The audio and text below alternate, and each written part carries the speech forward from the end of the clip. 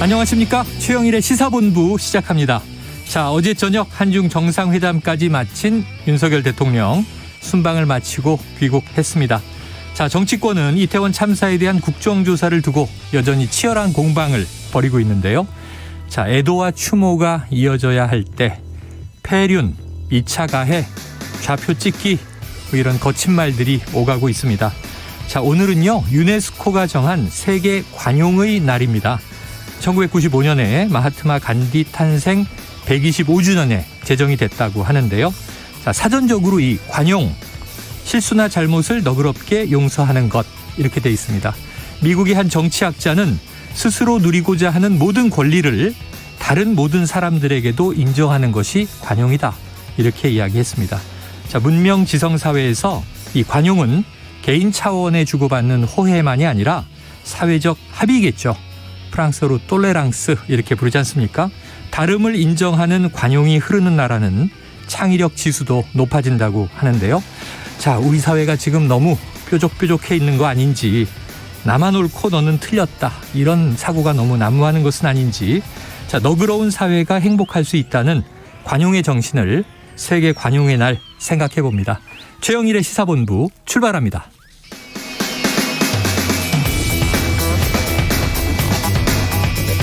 네, 1부에는요 오늘의 핵심 뉴스를 한입에 정리해드리는 한입뉴스 기다리고 있고요. 2부 화제의 인터넷 뉴스를 다뤄보는 스트릿 뉴스 파이터 준비되어 있습니다.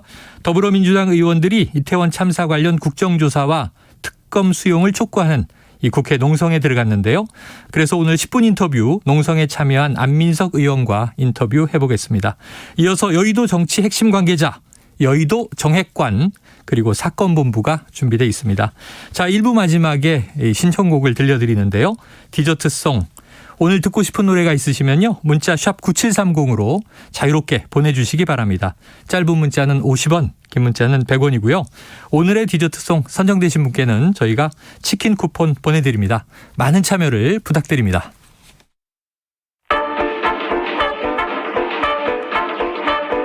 최영일의 시사본부 한입뉴스.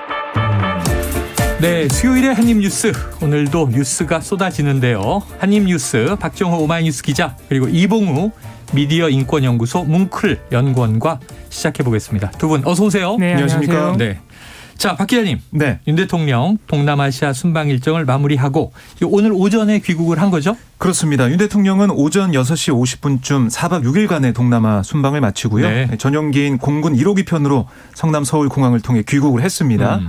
윤 대통령이 김건희 여사의 손을 꼭 잡은 모습으로 내리는 모습이 카메라에 잡혔고요. 네. 서울공항에는 정진석 국민의힘 비상대책위원장 또 주호영 국민의힘 원내대표를 비롯해서 김대기 대통령실 비서실장, 이진복 정무수석, 또 이상민 행안부 장관, 조현동 외교부 1차관 등이 나와서 윤 대통령을 네네. 맞이했습니다. 근데 이 언론이 또 관심을 가진 부분이 이상민 장관과 또 어떤 제스처를 하거나 네네네. 인사를 나누거나 이런 부분이 있을까라고 왜냐하면 좀 출국할 지켜봤는데. 때 어깨를 두 번 툭툭 두드린 것이 그렇습니다. 이게 신임의 의미냐 뭐 의례적인 인사냐 해석이 네. 구구했죠. 그래서 윤 대통령이 이상민 장관과 만나서 악수를 하면서 또 고생 많았다라고 말해서 네네. 이게 또 눈길을 끄는 상황입니다. 아, 그래요? 원래는 이게 해외 순방 나갔다 오신 분이 고생한 거 아닌가요? 국내에 있는 사람보다는. 그 귀국하는 자리에 있었던 다른 이 참모들에게도 수고했다는 말을 했는데 네네. 이상민 장관이 유난히 이제 주목을 받는 것 같습니다. 참사와 그래요. 관련해서. 그래요. 자, 이 연구님. 어제 저녁에 거의 마지막 일정으로 네. 한중 정상회담이 주목을 받았습니다. 그렇습니다. 이 시사본부가 2시에 끝나고 우리 시간으로는 저녁 6시인데 그보다 조금 늦어졌던 것 같아요. 네. 어떤 메시지, 어떤 이야기가 오갔나요? 네, 이게 극적으로 그 성사가 되면서 굉장히 주목을 받았는데요. 네. 일단 양국 간의 실무자 간 소통을 강화한다든가 이런 소통 강화의 부분에서는 원칙적으로 합의를 했는데 네. 주요 현안에서는 조금 긴장 관계가 드러난 것 아니냐 이런 평가 나옵니다. 네네. 일단 북한 문제와 관련해서 윤석열 대통령은 중국의 적극적이고 건설적인 역할을 기대한다. 이렇게 얘기를 했는데 시진핑 주석은 우리 정부의 담대한 구상을 언급하면서 북한의 의향이 먼저다. 북한이 호응하면 우리도 적극적으로 역할을 하겠다 네네네. 이런 조건부를 달았고요. 어허. 또 경제 부문도 더 동아시아 정세에 있어서도 윤석열 대통령은 다시 한번 이 동아시아의 자유평화 번영 그 방식은 보편적 가치와 국제 규범에 기반한다면서 네. 이게 지금 미국의 중국 견제하는 입장 전략하고 일치되는 부분 아니냐 이런 평가 나오는데 다시 한번 입장을 반복했고요. 네.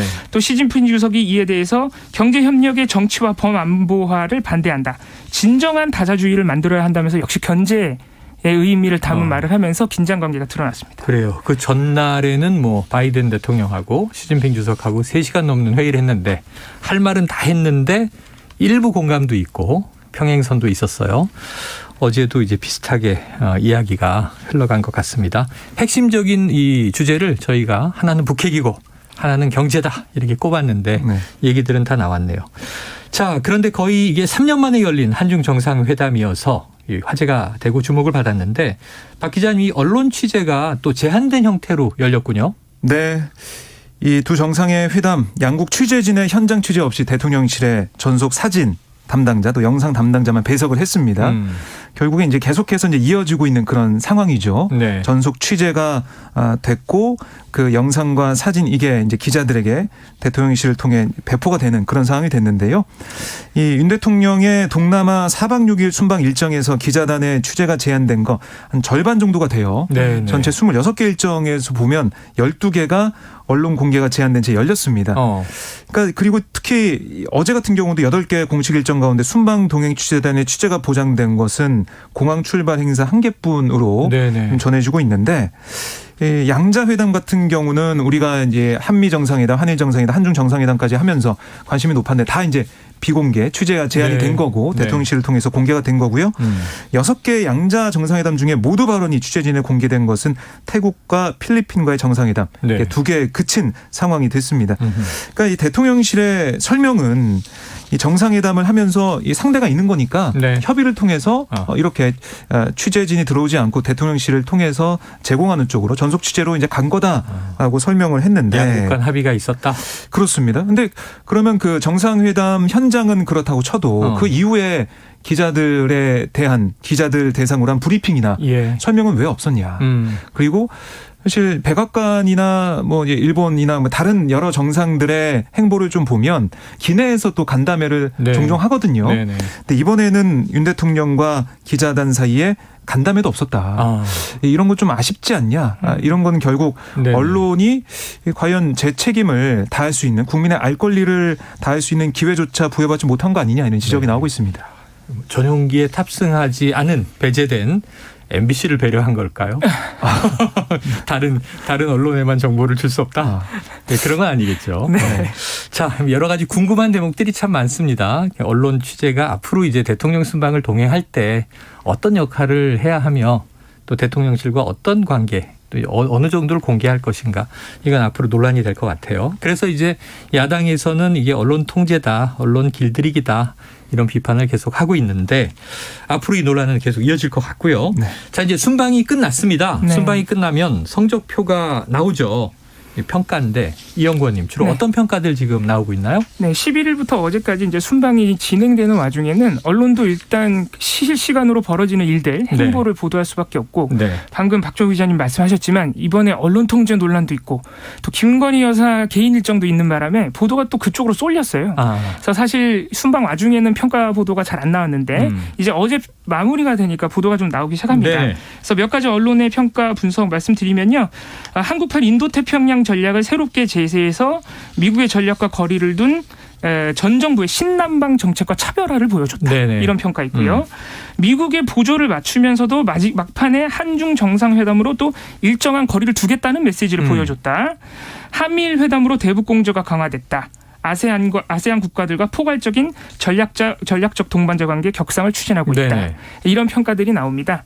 근데 이 부분들은 사실 대통령실이 이미 강조한 부분들이라서 앞으로 언론이 조금 더 구체적이고 좀 비판적 관점도 보여줘야 네네. 되지 않을까 이런 생각도 듭니다. 자, 출국 전에 김성한 국가안보실장이 한 가지 방점, 인태 전략 언급하면서 윤석열표 대외 정책의 기본 틀이 완성된다 이런 표현까지 썼고요. 또 경제수석이 나서서 세일즈 외교다 이렇게 네. 방점을 찍어서 또 세일즈 외교 경제 측면에서는 어떤 성과가 있었는지도 앞으로 좀 종합적으로 정리가 돼야 되겠죠.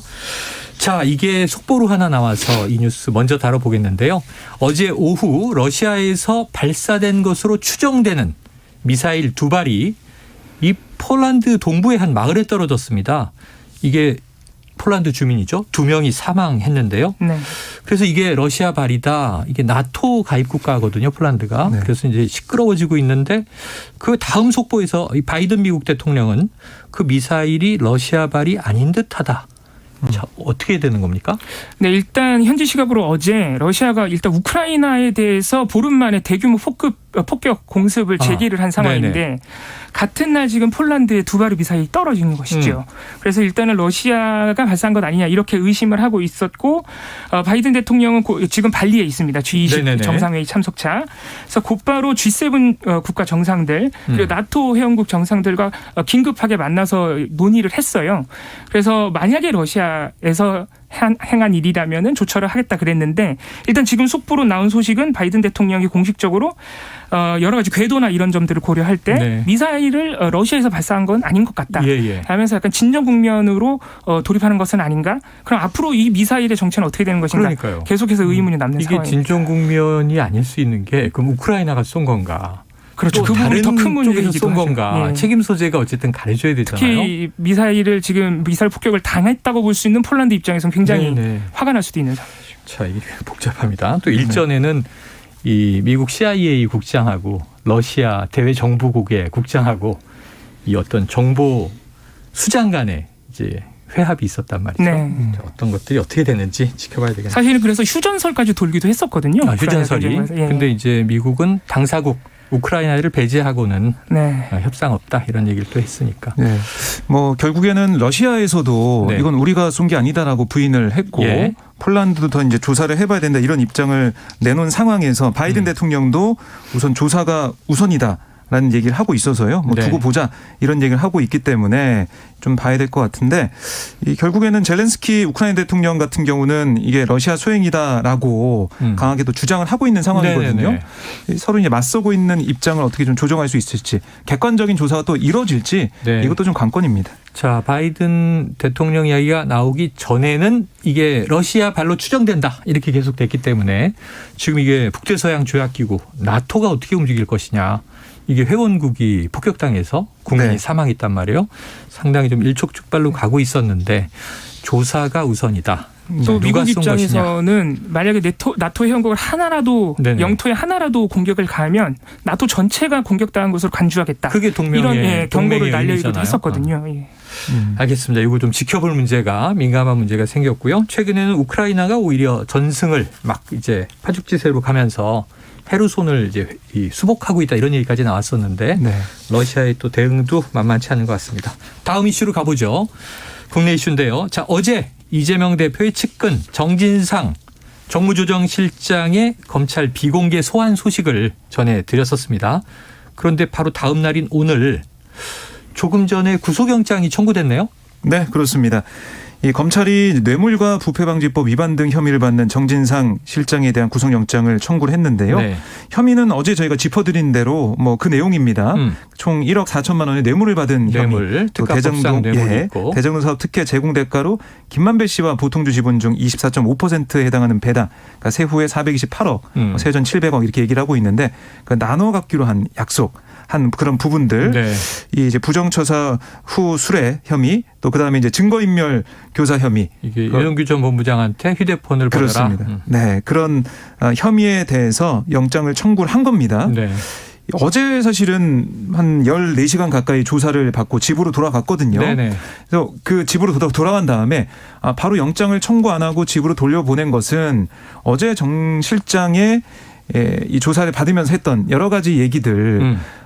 알려진 바로는 김용 부원장은 거의 뭐 묵비권 행사한 수준이었지만 네네. 정진상 실장은 강하게 뭐 강대강으로 대치하면서 검찰의 주장을 반박했다고 하거든요. 조목조목 반박했다. 그렇습니다. 뭐 터무니없다라는 표현까지 네네. 이 변호인 측에 뭐 등장을 했는데 그렇게 대치하고 있는 상황에서 만약에 정 실장이 여러 가지 얘기를 했다면 거기에 대해서 검찰도 확인하고 또 다른 인물들의 이른바 대장동 일당, 대장동 3인방 이 사람들의 의견도 좀 들어봐야 되잖아요. 네. 얘기도.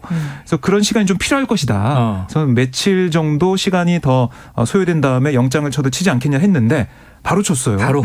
그래서 이것도 좀 검찰이 좀 자신감을 보이고 있는 게 아니냐 이런 관측이 좀 나오고 있는 거고요. 네. 어제 같은 경우는 이 정 실장이 검찰에다가 유동규 전 본부장과의 대질 좀 시켜달라. 대질 조사 요구까지 했었어요. 네네. 근데 어제 이제 그 시각에 또 유동규 전 본부장도 조사를 받고 있었거든요. 네. 하지만 대질 조사 신문은 이루어지지 않는 그런 상황이 됐고요. 그래서 이런 대질 신문 요구도 있었기 때문에 또 이게 수사 과정에서 이런 일이 조사 과정에서 있지 않을까라고 했는데 바로 영장을 청구해서 이제 법원에서 이 사안에 대해서 다퉈볼 것 같은데요. 결국 뭐 중요한 것은 범죄 이제 소명 거기다가 정 실장이 계속 혐의를 부인하고 있기 때문에 거기에 대해서 검찰이 이거는 계속 부인하고 있기 때문에 인신 구속이 필요하다 이런 얘기를 할 것 같고 증거인멸 우려도 제기하고 있어서 법원이 어떤 판단할지 또 그래요. 구속영장 실질 심사할 때 양측이 정말 또 세게 한판 붙지 않을까 네네. 생각이 듭니다. 그럴 것 같네요. 자, 완강히 부인하고 있는 상황이라. 네. 근데 이 첫 번째 조건인 말씀하신 범죄가 소명이 되면 오히려 강한 부인을 한 게 또 도주나 증거 인멸 우려로 연결이 돼서 구속이 되기도 하고 범죄 소명이 명확치 않으면 법리적 다툼의 여지가 있다. 이렇게 해서 또 이제 이 구속영장이 이제 기각되기도 하고. 네.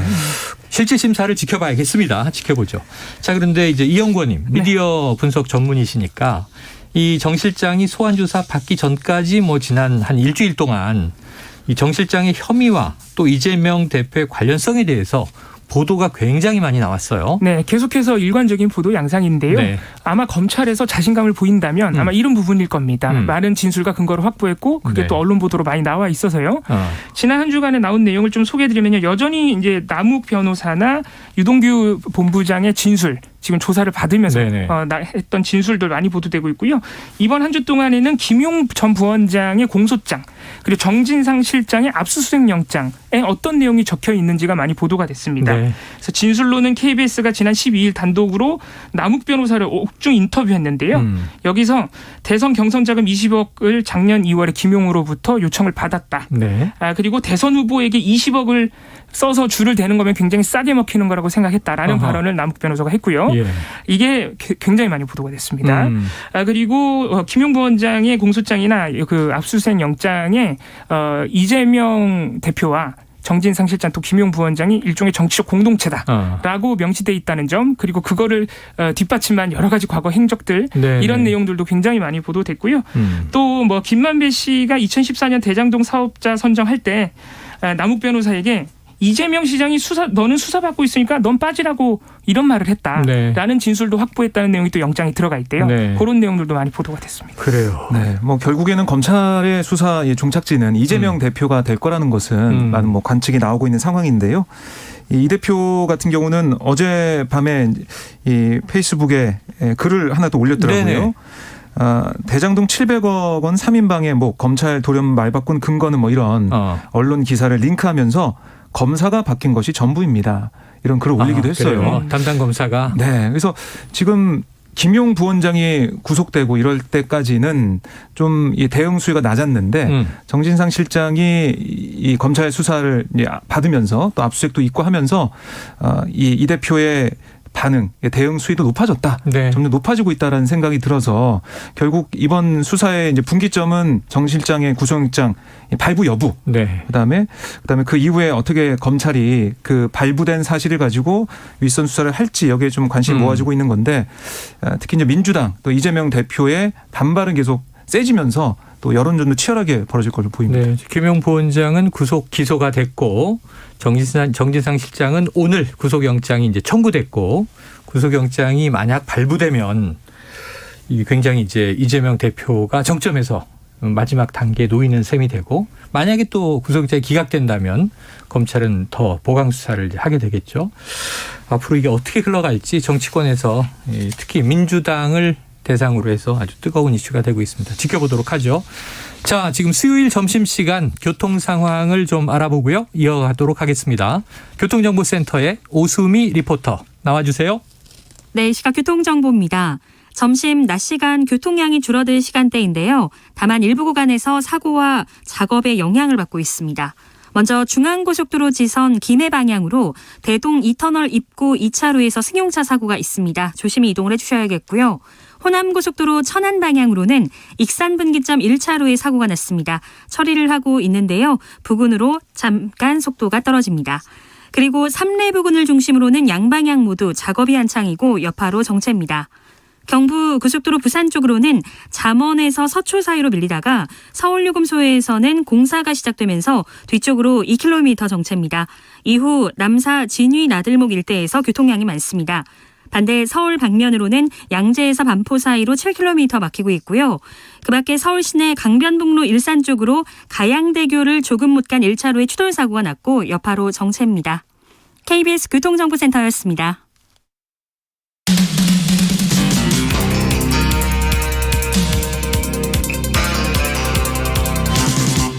최영일의 시사본부. 네, 오늘 국회 일정을 보니까요. 오후에 행안위가 열립니다. 그런데 이태원 참사 관련해서 그동안 국회 출석을 거부했던 입건이 된 인물들인데요. 이임재 전 용산경찰서장 그리고 류미진 전 인사교육과장, 이 참사 당일에는 상황관리관이었습니다. 이 두 사람이 오늘 국회 증인으로 나온다는 거죠? 그렇습니다. 국회 행안위가 오늘 오후 2시에 전체회의를 여는데요. 이 자리에서 이 전 서장과 유 전 과장을 상대로 이태원 참사 당시 대응 상황을 점검을 하는 겁니다. 네. 여야가 이제 다 이제 공통적으로 얘기하는 게 현장 총괄 책임자였던 이 전 서장의 당일 행적, 뭐 CCTV도 공개가 됐지만 뭐 뒤짐지고 네네네. 걷고 있는 모습이나 식당에서 여러 가지 무전이 오고 있는 상황에서도 별다른 동요하지 않았던 그런 부분들. 삼각지에서 너무 오랜 시간 걸려서 왔고 1시간 동안 용산서에 와서도 옥상에 30분 있었다는 그렇습니다. 이상한 행적이죠. 네, 그런 것들에 대해서 추궁을 할 걸로 보이고요. 또 유 전 과장도 이제 근무지를 이탈해서 서울경찰청 상황관리관으로 근무했던 그 임무를 제대로 수행하지 않은 부분들, 네. 자신의 사무실에 있었던 그런 상황인데 어떻게 된 건지, 정말 사실 사무실에서 뭐 어떤 일을 한 건지 네네. 여러 가지 궁금증이 있는데 여기에 대한 여야 의원들의 질타가 예상이 되고요. 또 두 사람에 대한 증인 신문이 마쳐진 다음에는 이상민 장관과 윤희근 경찰청장에게 또 후속 조치를 질의할 예정이에요. 네네. 그러니까 초반에는 이 전 서장과 유 전 과장이, 그다음에 후반부에는 이상민 장관과 윤희근 청장에 대한 질의가 진행이 되는 겁니다. 자, 오후에 어떤 이야기들이 나온지 지켜보고 저희는 내일 아마 정리해서 전해드릴 수 있을 것 같습니다. 자, 이영권님, 그리고 또 한 가지 참사 관련해서, 자, 어제 이 박희영 용산구청장이 말이죠, 국민의힘 이태원 사고조사 특별위원회 위원들을 만난 자리에서 자, 눈물의 대국민 사과를 했습니다. 예. 그간에 이제 언행과는 조금 달랐는데 90도 인사를 했다, 이런 보도도 있고요. 자, 그런데 또 국민의힘 소속 용산구의회 구의원들이죠. 이 박 구청장의 구명을 위한 조직적인 탄원서를 받고 있다. 이게 좀 두 가지가 상반된 얘기 같아서 네. 어떤 겁니까? 놀랍기도 하고 충격적이기도 한 네. 내용인데 이게 또 언론의 단독 보도를 통해서 어제 나왔더라고요. 네. 지금 국민의힘 윤리위원회가 25일에 이 박희영 구청장에 대한 징계 여부를 논의할 예정으로 되어 있는데, 네네. 알고 보니 국민의힘 용산구 의회 의원들이 지난 11일에 의원총회를 해서 이 윤리위 개최를 앞두고 당원과 주민들이 자발적으로 탄원서, 그러니까 박희영 구청장의 징계를 좀 면해달라는 탄원서를 준비하고 있다는 내용을 논의했다는 게 네. 확인된 것이죠. 그런데 네. 그 탄원의 내용을 보니까 이 박희영 구청장이 언론의 마녀 사냥 보도로 희생을 당하고 있다. 아하. 그런 안타까운 심정으로 구명운동을 전개한다. 네. 이런 내용이라서 지금 용산구 의회 더불어민주당 의원들은 구청을 국민의힘의 정치적 목적에 이용하면 안 된다. 이렇게 반발하고 있습니다. 자, 박 기자님은 어떻게 좀 해석을 해야 될까요? 그러니까 어제 이제 박희영 구청장의 모습과 또 오늘 용산구의 의원들의 좀 모습을 보면 네.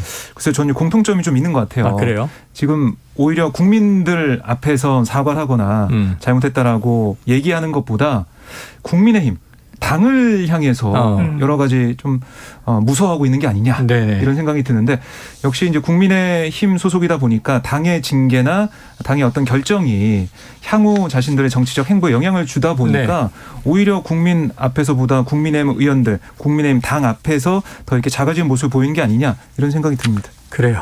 이게 지금도 생각이 납득되지 않는 거는 참사 당일에도 이 통일부 장관하고의 그 톡 메신저방에서 네. 뭐 이제 관련 얘기를 했다는 거 아니에요. 그래서 지금 이게 개통이 어떻게 되는 건가 이런 생각인데 정치는 당이 가장 무서운 것인가 이런 생각을 해보게 되네요. 그래요. 지금 뭐 특수본 수사 계속하면서 이 행정안전부 서울시 관계자 조사 범위를 넓혀가고 있는데 네. 자세한 내용은 이제 2부에 사건본부가 있으니까 오늘 사건본부에서 자세히 다뤄보도록 하겠습니다. 자, 이 의원님 지금 논란이 컸었는데 이 TBS 교통방송 지원 조례 폐지 이 조례안이 결국 어제 서울시의회에서 완전히 다 통과가 된 거죠? 예, 그렇습니다. 어제 서울시의회 본회의에서요. 정확한 조례안 말씀드리면 서울시 미디어재단 TBS 설립 및 운영에 관한 조례 폐지 조례안을 통과를 했습니다. 민주당 의원들은 이 조례안 자체에 반발하면서 보이콧을 했기 때문에 아예 표결에 참여하지 않았고요. 국민의힘 의원들이 과반이기 때문에 단독으로 처리를 했습니다.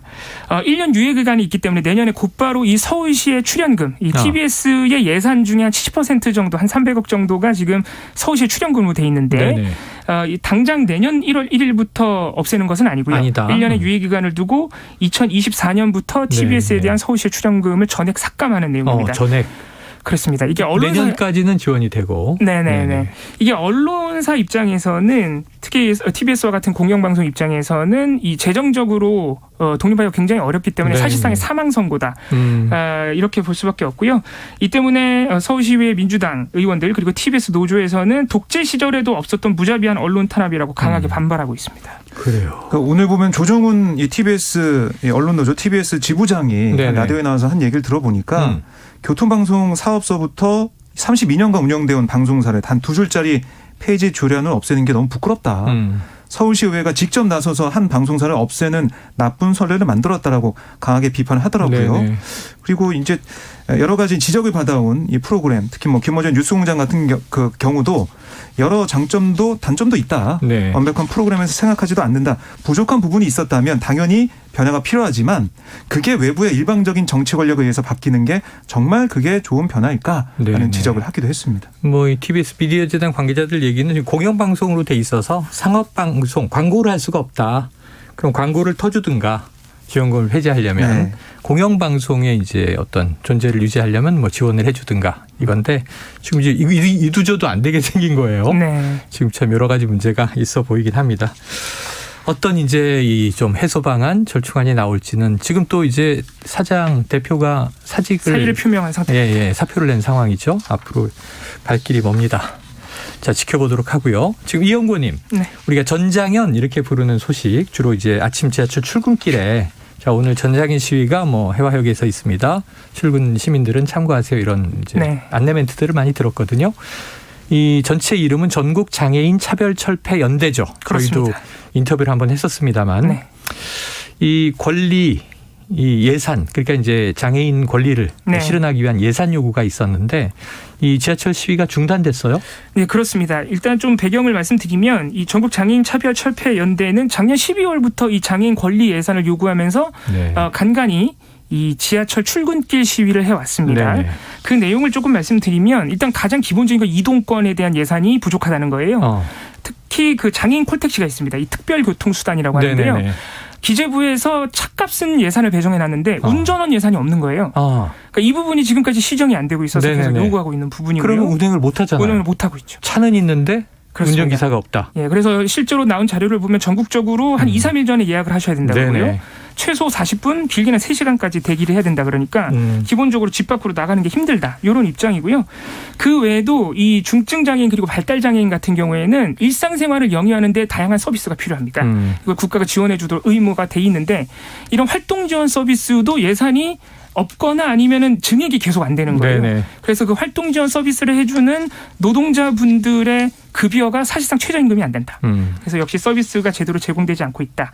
이런 요구로 작년 12월부터 지하철 시위했고 사실 지난주에도 했었습니다. 그런데 이번 주에도 원래 하기로 돼 있었는데 14일 그러니까 그저께죠. 중단을 선언했어요. 잠정 중단인데 그 이유는 지난주에 국회 보건복지위원회에서 그 요구했던 예산 중에 일부 보건복지 관련된 활동지원 서비스 관련 예산을 거의 요구안을 받아들여서 반영하기로 일단 했어요. 그래요. 예, 그래서 아직 예산결산 특위가 남아있긴 합니다만 네네. 그 부분을 고려해서 잠정 중단하기로 했습니다. 네, 어쨌든 이게 뭐 나름 전장의 입장에서 투쟁이라면 이 투쟁의 목표는 장애인을 위한 예산, 이동권과 관련한 예산을 반영해 달라라는 거였어요. 또는 책임 있는 답변을 주무부처 장관이 해달라 뭐 이런 거였어요. 시민들은 또 왜 이 출근길 시민들의 발목을 또 볼모로 잡느냐 이런 이제 비판 반론도 있었고. 저희가 인터뷰해 보니까 그렇더군요. 뭐 보수 정부에서 저희가 시위하고 진보 정부에서 시위 안 한 게 아니라 지난 20년간 우리는 꾸준히 투쟁해 왔다. 20년간 우리 요구가 받아들여지지 않은 것이다. 이런 얘기를 했거든요. 이번에 좀 절충안이 나와서 잘 타결이 됐으면 하는 생각입니다. 자, 이게 아이돌 전문가죠, 박정호 기자님. 네. 자, 우리 자랑스러운 방탄소년단. 네. 지금 마청진이 곧 군대 가게 생겼는데 이 BTS가 65회 그래미 어워즈에서 또 이 후보 명단에 이름을 올렸어요. 그렇습니다. 이 앞서서 다이너마이트와 버터로 이 2년 연속 그래미 후보 지명을 받았었는데 이번에 다시 또 후보 지명을 받으면서 3년 연속 네. 후보 지명이라는 새 역사를 쓰게 됐습니다. 네. 그리고 이번에는 두 개의 부문이에요. 이 베스트 팝 듀오 그룹 퍼포먼스와 베스트 뮤직비디오 부문 후보로 지명이 됐는데 이 밴드 콜드플레이와 협업곡 마이 유니버스로 네. 베스트 팝 듀오 그룹 퍼포먼스 부문 후보에 들었고 또 예투컴으로 베스트 뮤직비디오 부문 후보로 지명이 된 겁니다. 특히 이게 방탄소년단 같은 경우는 지난해 아메리칸 뮤직 어워즈, 그다음에 뭐 빌보드 뮤직 어워즈 여기서는 뭐 석권했죠. 휩쓸었잖아요. 네네. 근데 이게 참 안타까운 게 그래미 어워즈가 이제 하나 남아 있는데 배타적이다 이런 얘기 많이 비판받았죠, 그래미가. 네, 문턱이 높죠. 음. 역시 이 주최 측인 레코딩 아카데미 회원들의 주관적인 판단에 따라서 네. 이 상이 결정되기 때문에 어렵긴 하지만 후보로 지명된 것만 해도 대단하다는 네. 평가를 받고 있으니까 3연속이에요. 후보 네, 지명이. 3연속 3번 도전하고 네. 있으니까 이번 좋은 성과가 있기를 기대하고요. 내년 2월 5일 미국 로스앤젤레스에서 이 그래미 어워즈가 열리게 됩니다. 네, 자 이영관님 한번 네. 이제 예언해 주시죠. 이번에 제가요? BTS가 탑니까? 그래미 탑니까? 개인적으로 탔으면 좋겠습니다. 아, 네네. 그럼 다 국가죠. 국방의 의무로 다하게 됐기 때문에 또 국방의 네, 응원하는 의무를 또 마음으로. 이행하러 네. 가죠. 네. 아이고 그렇군요. 어제 저는 또 아는 분한테 네. 이 진의 싱글 앨범이 나왔더라고요. 에스트로넛. 그걸 제가 선물을 받아서 열심히 듣고 있는데 BTS의 노래들이 참 좋습니다. 알겠습니다. 두 개 보면 후보 올랐으니까 네. 둘 중에 하나는 받지 않을까. 저는 그렇게 예언을 그래미 해봅니다. 본상을 한번 타긴 타야 돼요. 네. 그리고 이제 그래미가 배타적인 거지 네. 탈 자격은 충분하죠. 네. 자, 한번 기대해 보도록 하겠습니다. 자, 한입뉴스 오늘 여기서 정리하죠. 박정호 오마이뉴스 기자, 이봉우 미디어인권연구소 뭉클 연구원과 함께했습니다. 두 분 고맙습니다. 고맙습니다. 자, 오늘의 디저트송은요. 청취자 3438님께서 보내주셨습니다. 시내버스 기사입니다. 제가 운행하는 버스에도 수능시험장 경유지 안내판이 붙었네요. 내일이 수능입니다. 자, 긴장하고 있을 수험생들을 위해서 이 노래 단골이죠. 이한철의 슈퍼스타 신청하셨습니다. 수험생을 위해서 우리 노래 한 곡 듣고요. 2부로 돌아오겠습니다.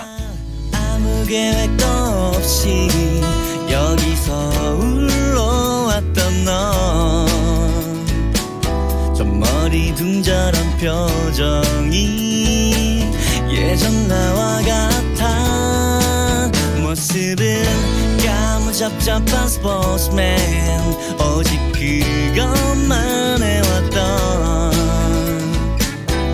두렵지만 설레임에 시작에 네가 있어 괜찮아 잘 될 거야 너에겐 눈부신 미래가 있어 괜찮아 잘 될 거야 우린 널 믿어 의심치 않아 너만의 살아가야 할 이유 그게 무엇이 됐든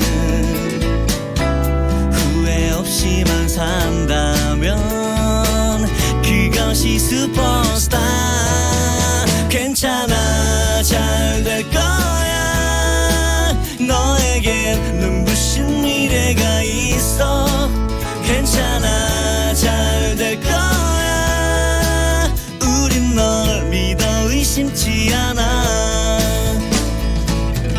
널 힘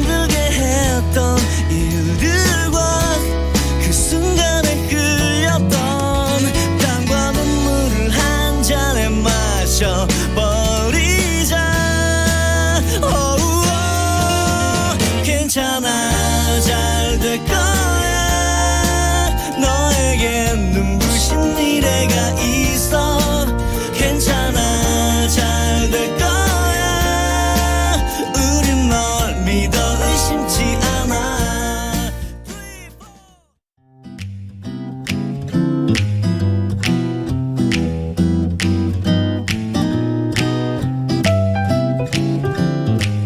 안녕하세요. 바른말 고운말입니다. 된장찌개나 청국장을 끓일 때 나는 구수한 냄새는 우리의 입맛을 돋우기도 하지요. 냄새란 코로 맡을 수 있는 온갖 기운을 뜻하는데 냄새 중에서도 꽃이나 향수 따위에서 나는 좋은 냄새를 향기라고 해서 꽃향기라든지 진한 커피 향기와 같이 표현합니다. 참고로 우리말에 향기 나는 미끼 아래 반드시 죽는 고기가 있다, 이런 속담이 있는데요. 이것은 마음을 끄는 꼬임에 걸려들어서 죽는 줄도 모르고 덤벼들지 말라고 경계하는 말입니다. 이 냄새와 관련된 표현 중에 내음이란 것도 있습니다. 내음은 예전에는 표준어로 인정되지 않았지만 지금은 다른 명사 뒤에 쓰여서 코로 맡을 수 있는 나쁘지 않거나 향기로운 기운을 뜻하는 표준어고요. 주로 문학적인 표현에 많이 쓰이고 있습니다. 봄 내음, 바다 내음, 고향의 내음과 같은 표현으로요. 이뿐만 아니라 나뭇잎이란 동요에 보면 포플러 이파리는 작은 손바닥, 이런 가사가 있습니다. 여기서 이파리는 나무나 풀에 살아있는 하나하나의 잎을 가리키는 말로 잎사귀와 비슷한 뜻입니다. 오헨리의 마지막 잎새라는 유명한 소설을 잘 아실 텐데요. 여기 나오는 잎새도 예전에는 잎사귀의 방언으로 돼 있었지만 지금은 나무의 잎사귀를 뜻하는 말로 표준어로 인정이 돼 있습니다. 그리고 주로 문학적인 표현에 많이 씁니다. 바른말 고운말, 아나운서 변희영이었습니다.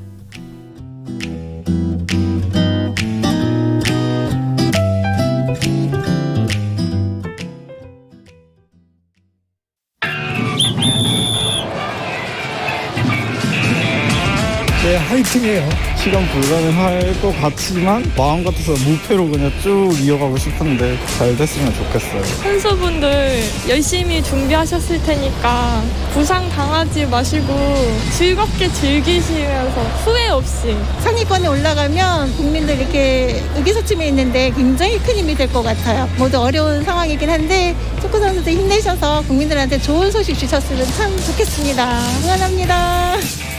KBS 일라디오에서는 2022 카타르 월드컵 조별 리그 한국 국가대표팀의 경기를 해설 중계합니다. 일라디오 유튜브 채널과 인터넷 라디오 콩으로도 월드컵을 만나보세요. KBS 일라디오 2022 카타르 월드컵 특집 함께 꾸는 꿈 라디오 코멘터리 박스.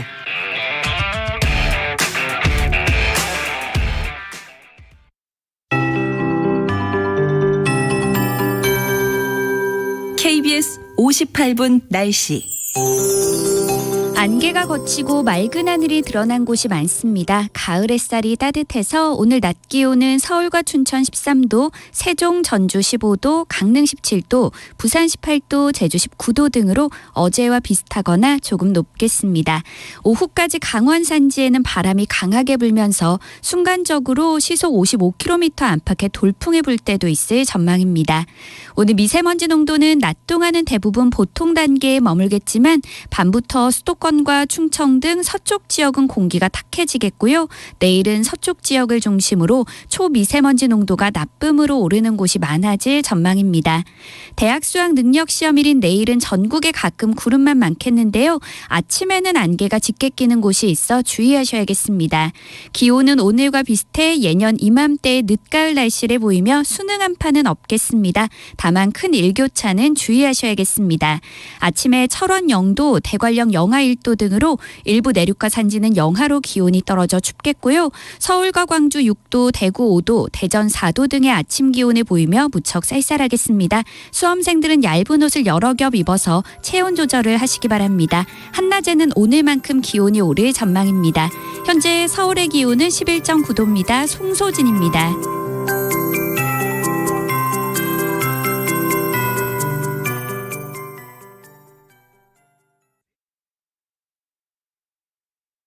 정성을 다하는 국민의 방송 KBS가 1시를 알려드립니다.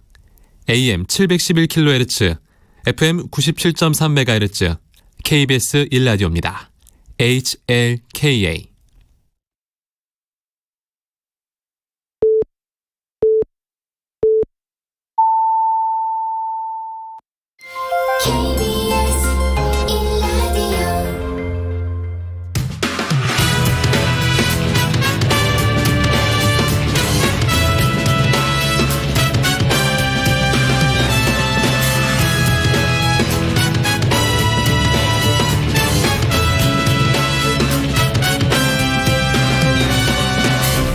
KBS 1라디오 최영일의 시사본부.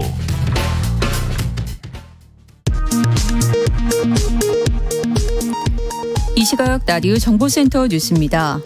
우크라이나와 인접한 폴란드가 러시아에서 발사한 것으로 추정되는 미사일에 피격당한 것과 관련해 바이든 미국 대통령은 현재로서는 러시아에서 발사됐을 가능성이 낮은 것으로 본다고 밝혔습니다. 이태원 참사를 수사하고 있는 경찰청 특별수사본부는 이상민 행정안전부 장관에 대한 고발장이 접수됨에 따라 이 장관에 대한 본격 수사 가능성을 시사했습니다. 특수부는 이 장관이 경찰 지휘감독 책임자로서 지휘는 물론 재난을 예방수습할 직접적인 법적 책임을 갖는지 검토하고 있습니다. 검찰은 오늘 더불어민주당 이재명 대표의 최측근인 정진상 대표실 정무조정실장에 대해 특가법상 뇌물등 혐의로 구속영장을 청구했습니다. 지금까지 라디오 정보센터 뉴스 정한나였습니다.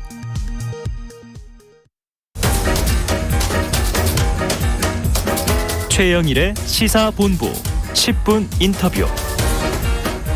네, 화제 이슈를 콕 짚어보는 10분 인터뷰 시간입니다. 더불어민주당 의원들이요, 어제부터 이태원 참사 진상규명을 위한 국정조사 수용을 촉구하면서 농성에 돌입을 했는데요. 이 여당이 국정조사를 수용하지 않을 경우 더 강경한 투쟁을 벌이겠다, 이런 입장입니다. 자, 12구 참사 진상규명 책임자 처벌 촉구 의원 모임. 자, 안민석 의원을 전화로 연결해 보겠습니다. 안 의원님 안녕하십니까? 네, 반갑습니다. 안민석 의원입니다. 네, 자, 어제부터 국회 본청 앞에서 농성에 돌입하셨어요. 이 네. 농성의 이유를 먼저 여쭙겠습니다.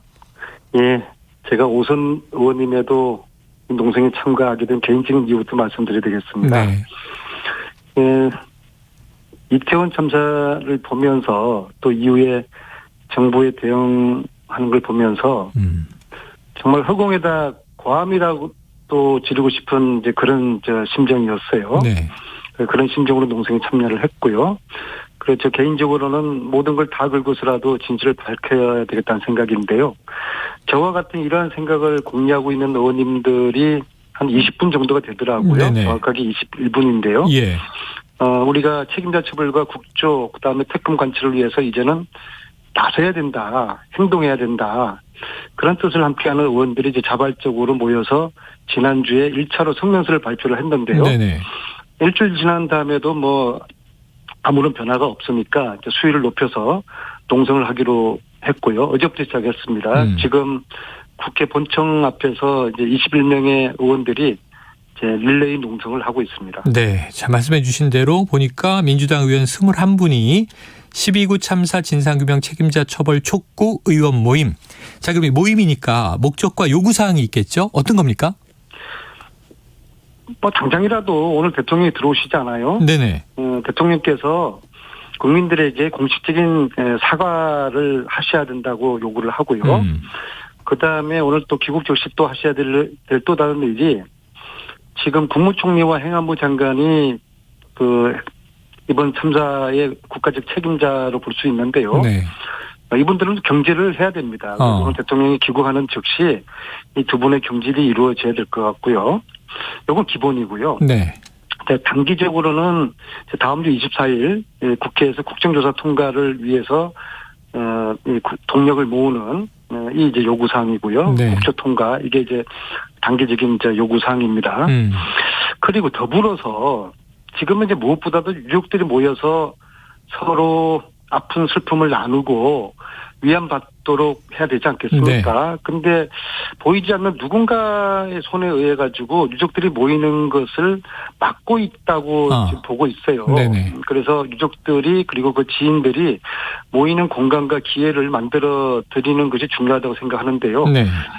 희망컨대 저희들의 농성 공간이 유족들과 지인들이 모여서 서로 위로받고 힐링을 하는 그런 공간으로 되기를 바랍니다. 알겠습니다. 자, 윤석열 대통령은 이제 오늘 오전에 귀국을 했고요.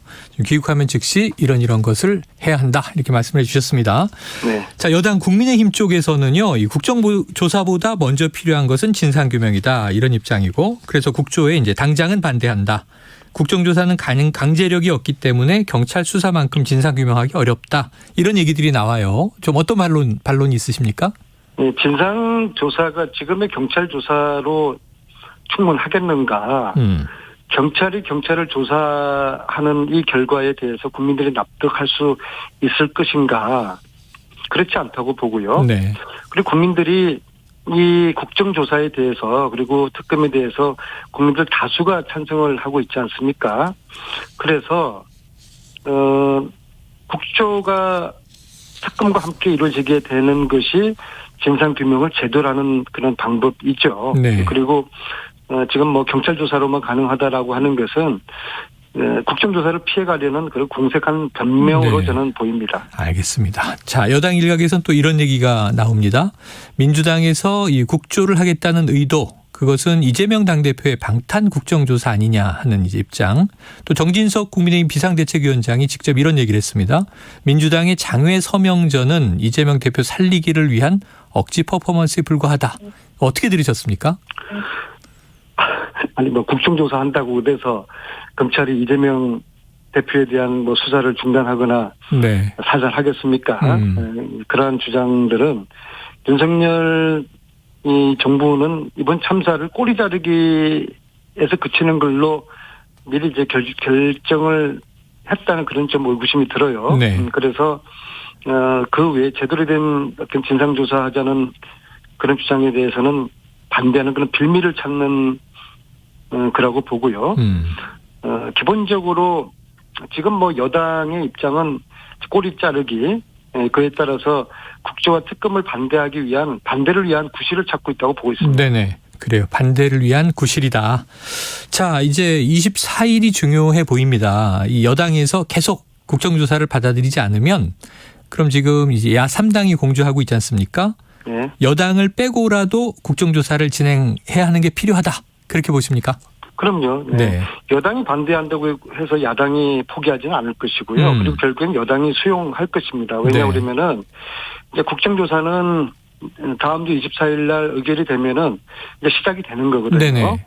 그 의결이 되게 되면은 국힘도 합류하지 않을 수가 없을 것입니다. 네네. 왜냐하면은 저희들이 국정조사를 독단적으로 하게 되는 것을 네네. 여당이 지켜보지는 않을 거 아니겠습니까? 그리고 특히 국정조사 의결을 24일에 해야 되는 또 다른 이유는 이게 자꾸 시간이 가면 갈수록 자료가 은폐되는 시간을 허락하는 것이거든요. 네. 그런 측면에서도 다음 주 24일 날 국정조사 의결은 반드시 처리가 돼야 된다고 봅니다. 예, 참여할 것이다. 18명으로 돼 있죠. 국조위원이 다 야당으로 꾸려지게 된다면. 아닙니다. 예. 이미 이제 그때는 이제 여당 목도 다 이제 들어가 있게 되는 거죠. 네.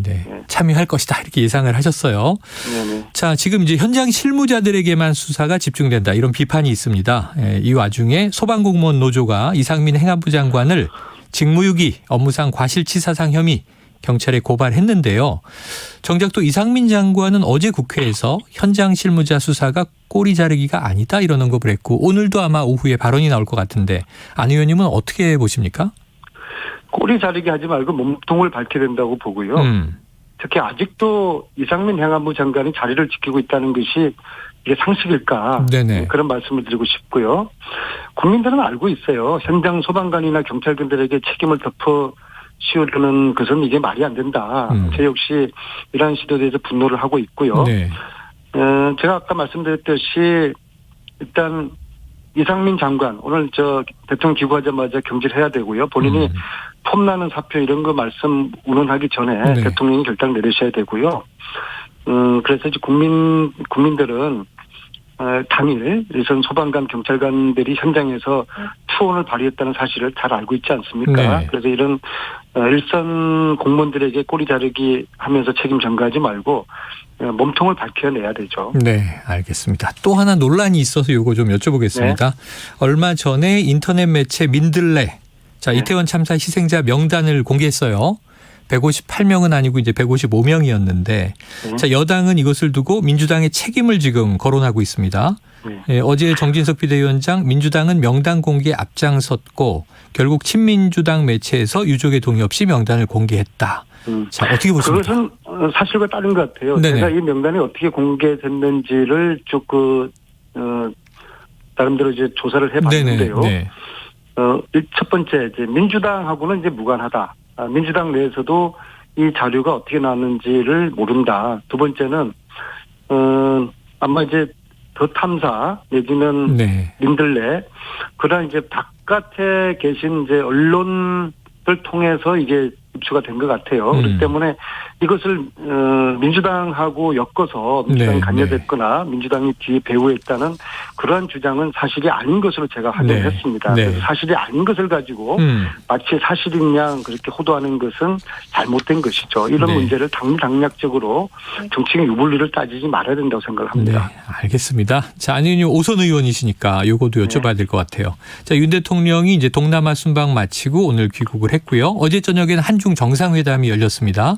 그 전에는 또 한미, 한일, 한미일 정상회담도 있었는데 이 세 번째 윤 대통령의 해외 순방, 안 의원님은 어떻게 평가하십니까? 보니까 언론 보도 보니까 이제 한중 정상회담이 시작과 동시에 종료됐다는 언론 보도를 봤고요. 내용적으로는 윤석열 대통령이 중국에게 북한 문제 해결 요구하라는 말씀을 했고 이에 대해서 시진핑 주석이 남북관계 개선을 요구를 하라는 이야기를 했어요. 결국에는 양국 정부의 입장 차이만 확인을 한 거죠. 즉 만났지만 성과 없이 끝난 정상회담이었고요. 그런데 정상회담은 안부 묻고 인사하는 자리가 아니지 않습니까? 성과 없이 끝났다는 것에 대해서는 많은 좀 아쉬움이 있습니다. 알겠습니다. 자, 민주당 상황 여쭤보겠습니다. 어제 이 이재명 대표의 최측근 이 정진상 당대표 정무조정실장이 검찰에 이제 소환이 됐고요. 오늘 바로 이제 구속영장이 청구됐다는 또 속보가 나왔습니다. 지금 이 경기도지사일 때 벌어진 일이기 때문에 당이 한 몸처럼 나서는 건 무리가 있다. 사실은 거슬러 올라가면 혐의는 2013, 14년이니까 성남시장 시절이란 말이죠. 지금 이 민주당의 대응에 대한 또 이제 외곽 또는 이제 상대당, 이 여당의 비판. 의원님 어떻게 듣고 계세요? 잘못된 부분이 있으면 정당하게 수사를 받아야 되고 법적인 책임을 져야 되겠지만은 이 문제는 대선 이후에 크게는 이제 야당에 대한 보복, 야당 탄압이라는 그러한 큰 틀에서 저는 보고 있고요. 이미 이제 결론은 정해놓고 하는 수사인 것 같습니다. 결론을 정해놓고 엮어가는 것이죠. 엮는 것이 이제 검찰이 그동안 쭉 해왔던 거 아니겠습니까? 그런 이런 상황에서 검찰이 야당 당대표를 이잡듯이 잡고 있는데 이런 야당 탄압을 두고서 저희들이 가만히 있을 수가 없죠. 유감스러운 게 압수수색을 이재명 대표 관련해가지고는 230사건을 했는데 대선 때 있었던 그 본부장 비리, 윤석열 후보 본인이라든지 배우자와 장모에 대한 관련된 압수수색은 단 한 건도 없었단 말입니다. 이걸 어떻게 볼 수 있을 것인가. 그래서 이런 야당 탄압에 맞서는 것은 야당의 운명이고요. 오히려 어떤 면에서 보면은 더 강하고 선명하게 맞서지 못하고 있다는 일각의 비난도 저희들이 경청하고 있습니다. 알겠습니다. 자, 오늘 말씀 여기서 정리할 텐데 지금 농성 어제 시작하셨으니까 농성 언제까지 어떻게 진행이 될까요? 일단 다음 주 24일까지 봐야 되고요. 만약에 국정조사가 다음 주에 불발이 되면은 국힘도 지탄받겠지만은 국민들이 민주당에 상당히 실망할 것입니다. 180석을 몰아주었는데 정권도 뺏기더니 이태원 참사 국조도 관철시키지 못한 무능한 야당으로 비판을 받게 될 것이고요. 그리고 책임을 묻게 될 것이고 민주당의 존재감 또한 심각하게 상실이 될 거라고 봅니다. 그래서 민주당을 위해서라도 국민들의 기대에 부응해야 되고 그러기 위해서 다음 주 국정조사 이것은 반드시 관철시켜야 된다. 네. 그렇게 보고 있습니다. 만약에 네. 국정조사가 이제 불발되면은 제2온 모임에서는 윤석열 정권과 전면전도 불사하겠다. 그런 입장을 가지고 있습니다. 알겠습니다. 의원님 오늘 말씀 잘 들었습니다. 네, 고맙습니다. 예, 지금까지 더불어민주당의 안민석 의원이었습니다. 최영일의 시사본부는 여러분과 함께합니다. 짧은 문자 50원, 긴 문자 100원이 드는 샵 9730. 라디오 어플 콩과 유튜브는 무료로 참여하실 수 있습니다. 네, 자 인터넷에서 화제가 됐던 뉴스를 다뤄보는 스트릿 뉴스 파이터 시작하겠습니다. 스픽스의 박영식 에디터 나와 있습니다. 어서 오세요. 안녕하세요. 80억 분의 1 박영식입니다. 요거구나. 첫 번째 이슈가 느낌이 딱 오는데요. 네. 자, 첫 소식 네. 글로벌하게 가보겠습니다. 전 세계 인구가요 80억 명을 넘어섰다고요. 그렇습니다. 우리가 보통 굉장히 뛰어난 스포츠 선수를 네네. 비유할 때 70억 분의 1, 맞아요. 60억 분의 1, 네. 그 옛날로 돌아가면 50억 분의 1, 이런 식으로 표현을 했었는데 가장 최신은 77억 분의 1도 있긴 있어요. 그렇죠. 근데 이제는 80억 분의 1로 아마 불리게 되는 날이 된 것 같습니다. 어제 유엔이 홈페이지를 통해서 세계 인구가 80억 명에 이를 것으로 예상한다 이렇게 밝혔고요. 세계 인구는 2011년 70억 명을 돌파한 지 11년 만에 10억 명이 증가를 하게 된 건데요. 빠르네요. 그렇죠. 속도가 점점 빨라지고 있습니다. 1800년대 초반에 10억 명이었던 인류가 20억 명으로 늘어났는데 무려 120년이 넘게 걸렸었고요. 당연히 20세기 이후에 기술도 성장하고 어떤 경제도 성장하면서 인구 증가 속도가 빨라져서요. 70년대 이후로는 12년에서 13년마다 10억 명씩 늘어난 겁니다. 근데 지난 7월에 이미 2022 인구 전망 보고서를 통해서 이미 유엔을 이를 예고한 바 있고요. 우리가 이제 인구수가 늘어나게 되면 제일 대표적으로 생각나는 게 바로 세계 인구의 날 7월 11일에 우리가 기념을 하고 있습니다. 이걸 기념하는 사이에 벌써 80억 명을 넘어서게 됐다니 굉장히 놀라운 일인데요.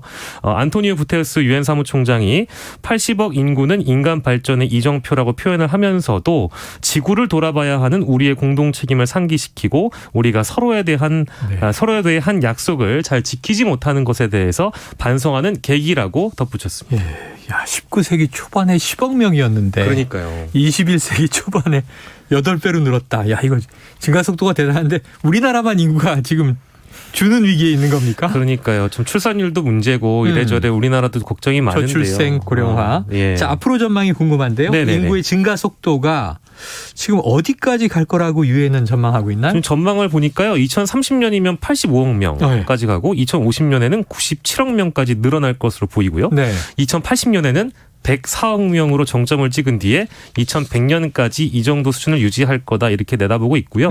이제 당연히 인구수를 얘기하다 보니까 평균 수명 궁금하신 분들이 많으실 것 같아서 2019년 전 세계 기대 수명은 72.8세로 1990년도보다 약 9년 정도 늘었습니다. 2050년이면 77.2세에 이를 것으로 예상이 되고 있다고 해서요. 점점 이 평균 수명이 늘어나고 있다는 점 말씀드리고요. 인구 상위 국가 변동이 아마 생길 수도 있을 것 같습니다. 그래요? 중국이라고 보통 생각하시나요? 네, 그렇죠. 근데 각각 14억 명인데 인도는 내년이면 중국을 추월해서요. 가장 많은 인구가 가장 많은 나라에 올라설 것으로 전망이 되고 있습니다. 비슷한데 1, 2위가 바뀔 수 있다. 그렇습니다. 그래요. 알겠습니다. 자, 다음 소식은요.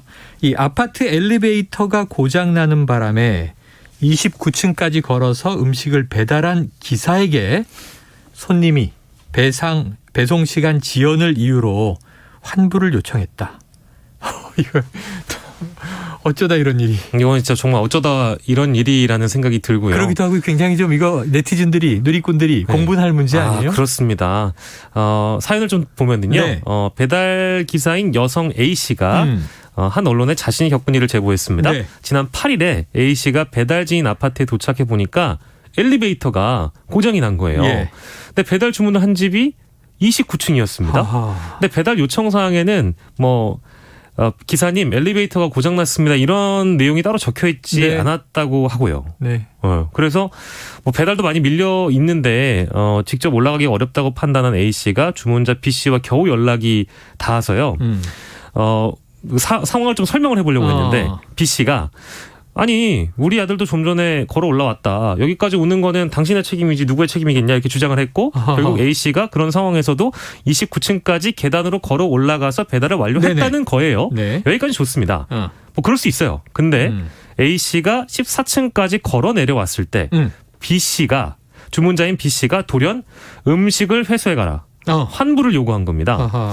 즉 이제 우리가 배달 앱을 통해서 배달을 하다 보면 어느 정도의 소요 시간이 그 맥시멈 시간이 있는데요. 네네. 그 시간 즉 50분을 넘겼다는 게 이 B 씨의 이유고요. 네네. A 씨는 결국에 다시 14층에서 29층까지 올라가서 음식을 가지고 회수해서. 내려와야만 했습니다. 이것만 있는 게 아니고요. 네. 주문자인 B 씨가 이 해당 가게에 별점 1점을 주는 리뷰를 남기면서 네네. 여기 음식 신중하게 주문하세요. 배달앱 이용하면서 그 어떤 업체에도 부정적인 리뷰나 사소한 컴플레인도 해본 적 없는 사람입니다. 태어나서 이런 일은 처음 겪는다. 소비자원의 피해 구제 요청하겠다고 적었다고 하는데 네네. 진짜 세상에 이런 일입니다. 자, 청취자 여러분 각각 판단해 보세요. 네. 자, 과연 주문한 분이 옳았는지 네. 배달한 분이 옳았는지 네. 여기서 음식만 얘기는 한 번도 나오지도 않고 포장도 안 뜯은 거예요. 네. 배송 이 시간이 지연됐다는 이유로 이제 가져가시오 했다는 거죠. 29층까지 걸어 올라갔다. 이게 갑질인지 아닌지 아마 우리 시청자 여러분들께서 다 판단하실 수 있을 것 같습니다. 제가 오늘 오프닝에서 말씀드렸는데요. 오늘이 세계 관용의 날이에요. 너그럽게 서로 더불어 살았으면 좋겠습니다. 네. 자, 다음 소식은요. 이 강원도의 한 고등학교에서 학생들이 교사에 의해 단체로 얼차려를 받아 논란이 일고 있다. 이게 저희 때는 비일비재했는데 요즘은 이거 여차하면 큰일 나는 일이죠. 어떤 일이 벌어진 거예요? 그렇습니다. 교육당국에 따르면 지난 7일 오후 2시 20분쯤에요. 강원도의 A 고교 본관 중앙현관 앞에서 모든 학생들이 지켜보고 있는 가운데에서 급식 당번을 맡았던 학생 30여 명이 교사에 의해서 이른바 엎드려 뻗쳐 얼차려를 받았다고 하는데요. 이 학생들은 이제 그 구성 자체가 1학년에 3학년 실장과 부실장들로 급식 봉사를 제대로 하지 않았다라는 것이 얼차려의 사유였다고 합니다. 이게 알려진 계기는 학생들이 학교 커뮤니티 등의 관련 사진을 찍어 올리면서 교사의 이런 강압적인 체벌이나 얼차려를 똥군기라고 비판을 했기 때문이고요. 또 일부 학생은 강원도 교육청 국민신문고에 해당 사실을 고발했기 때문에 이 내용이 알려졌습니다. 근데 이 커뮤니티에 알리거나 이 얼차려를 지켜본 학생 같은 경우에는 이 체벌이 10분 이상 지속됐다. 이렇게 주장을 하고 있는데 학교 측은 담당 교사가 1분 정도 엎드려 뻗쳐를 시킨 후에 바로 일어나도록 했다고 밝혔고요. 학교 측도 더불어 이걸 확인을 한 것으로 일단 알려지고 있긴 하는데 주장은 좀 대립하고 있는 것이죠. 그렇게 비판 논란이 일어났던 후에 학교 커뮤니티에 올려졌던 체벌 사진과 글은 모두 또 삭제가 됐고 교육청 국민신문고도 일단 내려간 상황인데요. 국민신문고에 올린 학생이 있었다고 아까 제가 하지 않았습니까? 그런데 교육청에서 요청이 있었다고 해요. 학교에 대한 감사를 실시할 예정이니까 글을 내려달라. 이런 요청을 했는데 교육청은 뭐 이에 대해서도 부인을 했습니다. 이래저래 아무튼 주장이 대립하고 있어요. 이를 목격한 A 고교의 한 학생의 말을 좀 옮겨드리겠습니다. 학교 분위기가 강압적이고 일방적이며 학생들의 자율성을 존중하지 않는다. 얼차려를 실시한 교사는 학교 생활에 많이 관여한다. 이런 일이 다시 일어나지 않기를 바라며 분위기가 바뀌었으면 좋겠다고 말했다고 하고요. A 고교가요. 과거 대학 진학률이 강원도 상위권인 명문 공립고라고 전해지고 있습니다. 그래서 논란이 일자 학교는 아동학대 혐의로 신고를 했고요. 시청과 경찰이 함께 조사를 진행할 예정이라고 했는데 앞서 최영일 선생님께서 말씀 주셨습니다만 저희 세대는 좀 비일비재한 일인데 이런 것들이 화제가 되면 이런 일이 있었구나 하고 그냥 지나갈 것이 아니라 요즘 시대에 이런 건 좀 위험한 일 아닐까 이렇게 한번 좀 고민해 볼 필요도 있는데 학교 측에서는 또 선생님들은 이건 교권 실추라는 측면에서 좀 우리가 생각해 볼 필요도 있겠다. 국민신문고에 올리고 툭하면 경찰에 신고하고 선생님들은 어쩌란 말이냐. 이제 이런 비판도 더불어서 나왔다고 합니다. 지금 현실의 이야기에 우리가 옛날 추억을 대입하면 안 될 것 같아요. 저희는 엎드려 뻗치면 일단은 엉덩이 불이 나는구나. 구타라는 게 떠오르는데 지금은 없어진 시절이고요. 그렇습니다. 지금은 1분 엎드려 뻗쳐 했느냐 10분 엎드려 뻗쳐 했느냐 이게 중요한 쟁점이 될 것 같아요. 자, 앞으로 그 이후가 좀 저는 의문스러운 점이 있네요. 다 내려지고 이런 과정들. 진실이 밝혀지길 기대하면서 오늘 스트릿 뉴스 파이터 여기서 정리하겠습니다. 스픽스의 박영식 에디터였습니다. 고맙습니다. 감사합니다.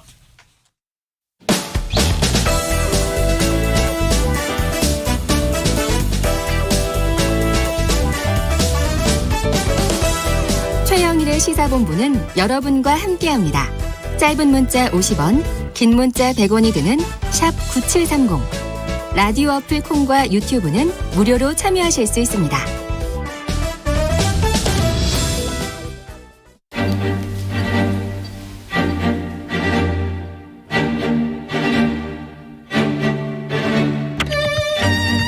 네, 정치권에 핵심 관계자들이 있다면요. 시사본부에는 여의도 정치의 핵심을 꿰뚫는 여의도 정핵관이 있습니다.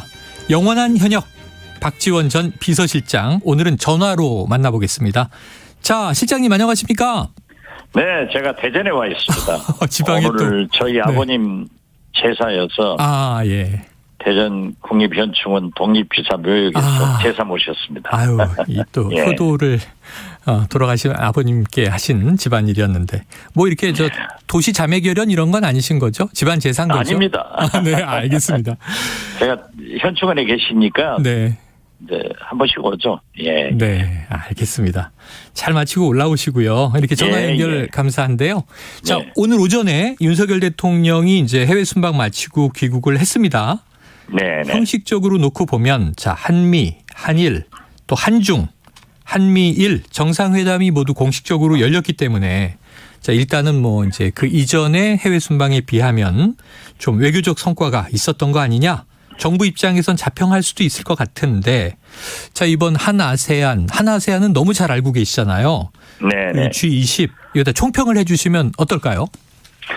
저는 이번에 윤석열 대통령의 아시안 G20 순방 외교는 성공했다. 네네. 이렇게 평가를 합니다. 네.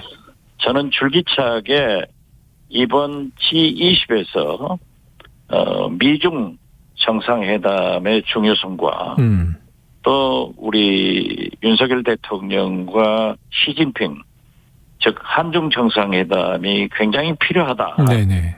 했는데 미중 정상회담이 열리기 전에 역시 미국이더라고요. 네. 그 설리반 미국 백악관, NSC 보좌관이죠. 보좌관이 중국이 북한에 대해서 역할을 해라.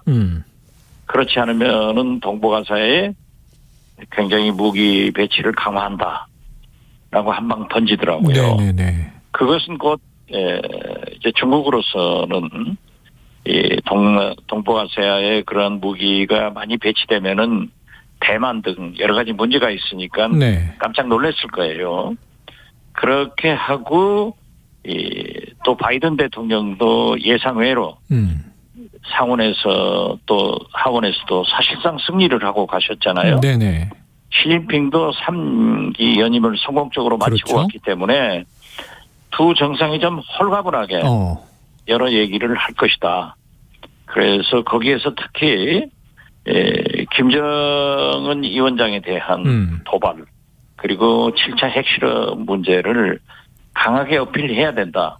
그리고 중국이 그 역할을 해야 된다라고 주문을 했는데 아무튼 미중 정상들이 3시간 12분에 걸쳐서 충분한 얘기를 나눠서 저는 성공으로 보고요. 그래서 저는 어떤 경우에도 미중 정상회담 후에 한중 정상회담이 이루어져야 된다라고 했는데 어제 마지막 순간에 결정돼서 이루어졌죠.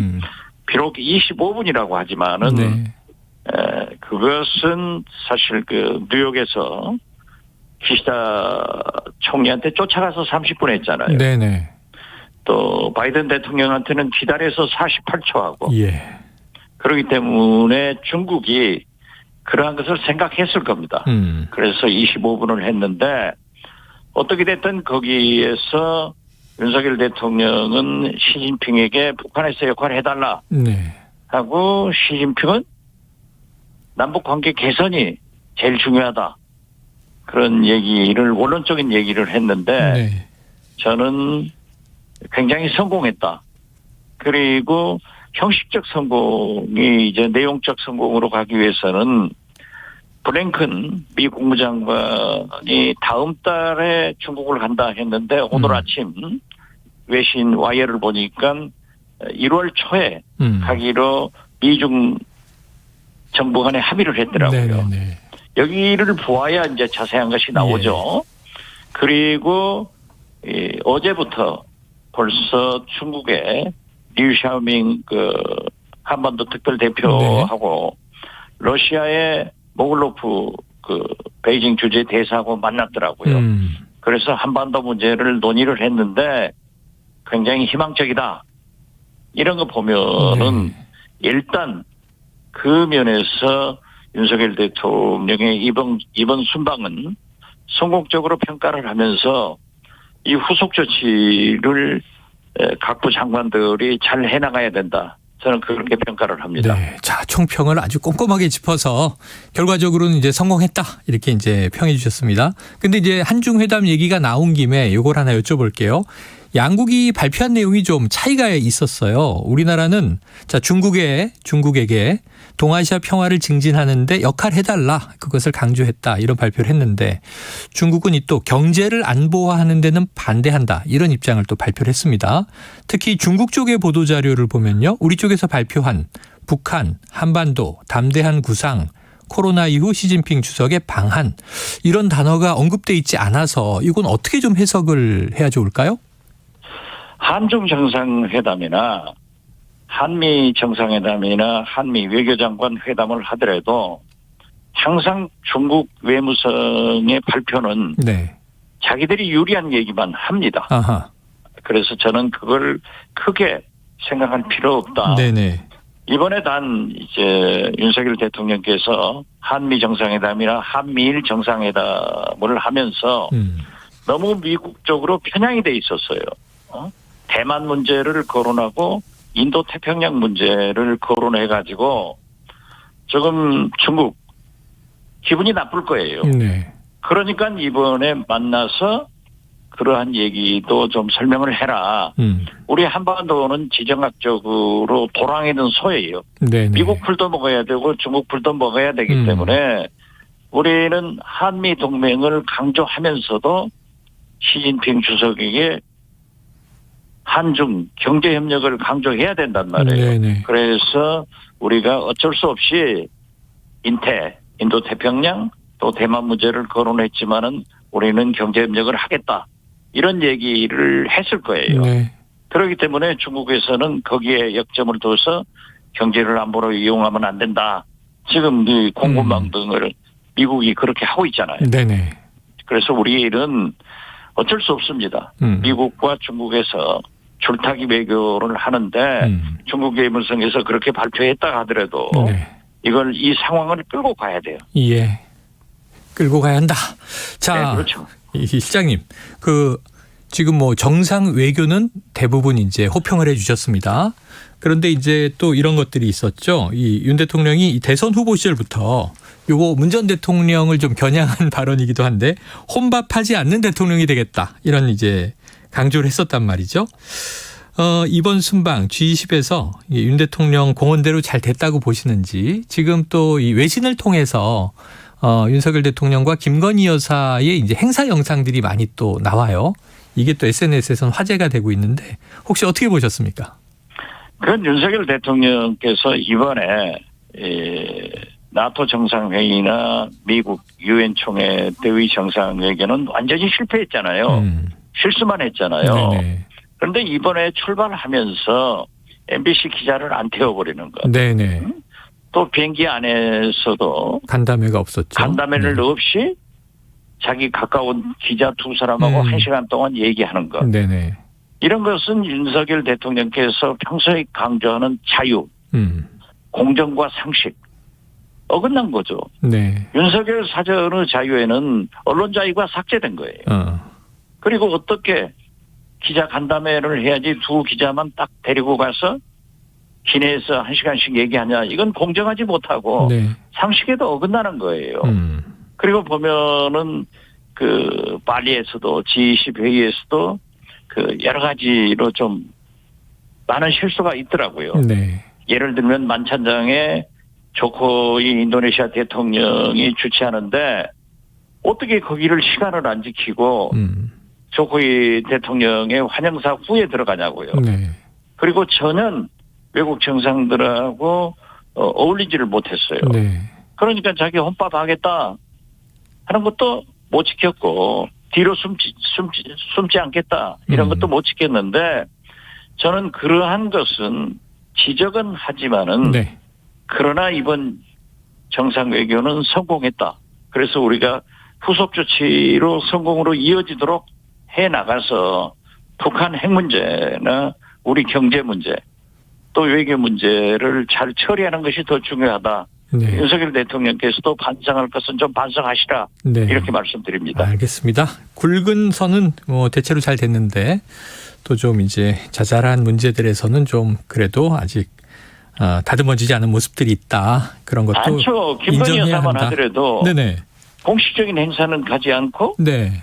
비공식적인 그런 네. 행사 가서 왜 또 기자들을 윤석열 대통령도 오프닝이나 회견에 질문도 안 받냐고요. 네. 바이든 대통령이나 기시다 총리는 다 받았잖아요. 브리핑도 하고 그랬죠. 브리핑도 하고. 네. 이것이 언론의 자유를 국민의 알 권리를 송두리째 무시해버렸죠. 네. 그러니까 만약 자기들이 사진 찍어서 언론에 배포하고 자기들의 보도자료를 배포해서 그것만 써라. 그러려면 왜 기자들이 따라갑니까? 네. 수행 안 해야지. 서울에서 해야지. 이런 것은 저는 대통령도 대통령이지만은 그 대통령실의 홍보수석이나 이런 스태프들이 네. 너무 서투르게 잘못하고 있다. 저는 그렇게 봐요. 알겠습니다. 그리고 또 윤석열 대통령도 그러잖아요. 12구 참사에 그 많은 생명이 앗아가서 지금 책임을 지라는 이상민 장관한테 네네. 나갈 때도 등 탁탁 때리고 네. 들어오면서도 고생했다. 수고했다고 하면은 네. 이거 국민한테 염장 지르는 거죠. 알겠습니다. 이런 것은 안 됩니다. 네. 예, 그런 것은 지적해야 돼요. 지금 말씀하신 대로 이제 김건희 여사 행보 이거 좀 이 순방 성과를 가리는 거 아니냐 이런 비판도 있고 또 뭐 이제 이 과거 여배우 코스프레 아니냐 이런 비판도 있었고 그런데 제가 그걸 맨 먼저 지적을 했어요. 네. 지금 캄보디아 아세안에 가서 네, 푸놈펜에서 윤석열 대통령은 안 보이고 네. 김건희 여사만 계속 언론에 막 또 자가 홍보를 해가지고 사진 제공하고 하니까 네네. 윤석열 대통령이 안 보인다.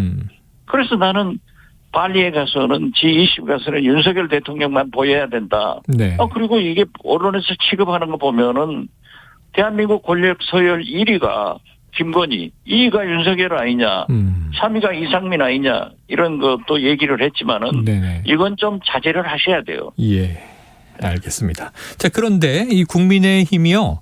이 장경태 더불어민주당 의원을 윤리위에 제소를 했는데 그 내용이 바로 지금 말씀하신 그 연장선상에 있습니다. 윤 대통령 동남아 순방에 동행한 김건희 여사의 행보 두고 빈곤 포르노 화보 촬영이다. 이렇게 발언을 한 것인데 이 장 의원은 김 여사가 불쾌했다면 유감 표명을 할 수도 있다. 이런 얘기를 했어요. 이거 어떻게 보십니까? 이 대목은. 모든 정치는요. 잘하는 것도 중요하지만은 실수를 안 해야 됩니다. 네. 그러니까 윤석열 대통령도 잘한 것도 있지만 실수를 하고 김건희 여사도 잘한 것도 있지만 실수를 하고 네. 그 실수만 부각되지 않아요. 예. 그러니까 아무리 민주당 국회의원 그 장 의원이 젊다고 하더라도 네. 그러한 실수를 하는 것은 바람직하지 않고 또 그렇게 사과를 했다 하니까 그대로 받아들여야죠. 네. 사과 잘 하셨네요. 네. 예. 네. 유감 표명을 할 수도 있다. 지금 조건부입니다. 이상민 장관은 지금 유감 표명도 안 하고 저기요. 네. 폼나게 사표 낼 것만 구경하고 있잖아요. 예. 말하고 있잖아요. 지금 그 말씀 하셨으니까 이상민 장관 계속 이제 사퇴에는 선을 긋고 있는데 윤 대통령이 이제 순방 나갈 때 어깨를 두 번 친 게 이게 신임의 어떤 제스처 아니냐고 해석이 되기도 했는데 들어오면서 또 고생 많았다 악수를 하고 자 계속 이 대통령의 의중은 유임으로 보십니까? 유임을 어떻게 시키겠어요. 네. 그러니까 대통령의 언행은 그 자체가 국민 생활에 미치는 메시지입니다. 그리고 정치입니다. 그러니까 대통령이 등치고 간 것은 국민들이 비난했잖아요. 네. 또 들어오시면서 수고했다고. 뭘 수고했어요, 그 사람이.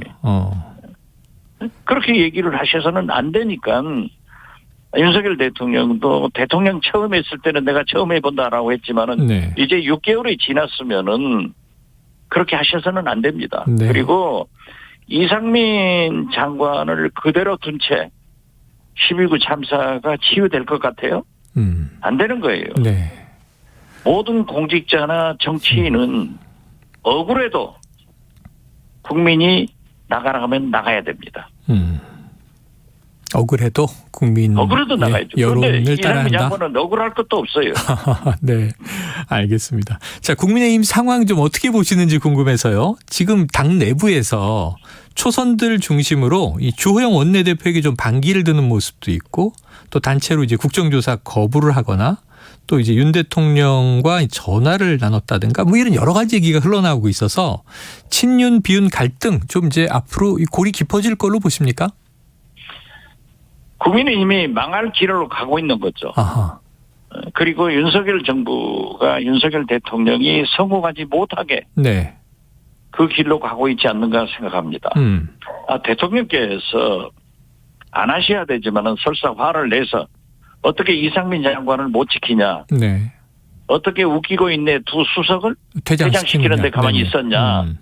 그 얘기를 하면은 그 얘기를 들은 윤핵관이 대통령한테 전화 받았다고 사방 천지에다 불고 다니면 그것이 정부예요? 네. 진짜 그건 X판입니다. 엑스판이다. 조폭들도 그런 짓은 안 하는 거예요. 네. 대통령의 말씀을 어떻게 그렇게 합니까? 그리고 사실 국회의원이란 게 왜 중요합니까? 네.